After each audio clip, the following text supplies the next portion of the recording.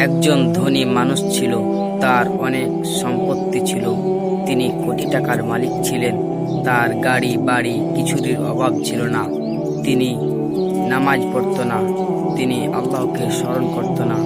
তিনি মনে মনে বলতেন, আমি আজকে অল্প বয়সী তরুণী যুবক, আমি যখন বৃদ্ধ হয়ে যাব তখন ঠিক আল্লাহর কাছে তওবা করব। একদিন রাতে সে অসুস্থ হয়ে পড়ল।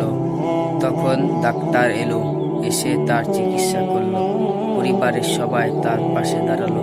তখন সে বুঝতে পারল মৃত্যু যে কোনো সময় আসতে পারে। সে কাঁদতে কাঁদতে বলল, হে আল্লাহ, আমাকে আর একটু সময় দাও।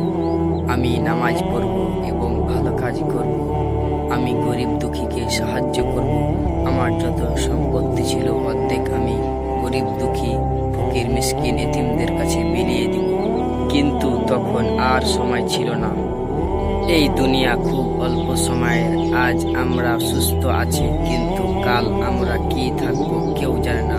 তাই আমাদের উচিত 5 ওয়াক্ত নামাজ পড়া, ভালো কাজ করা। মনে রাখবেন, মৃত্যু হঠাৎ এসে যায়, কিন্তু তওবা করার সুযোগ সব সময় থাকে না। আল্লাহ আমাদের সবাইকে সঠিক পথে চলার তৌফিক দান করুন। আমিন। ভিডিওটি লাইক, কমেন্ট, শেয়ার করবেন এবং আপনাদের অন্যান্য বন্ধু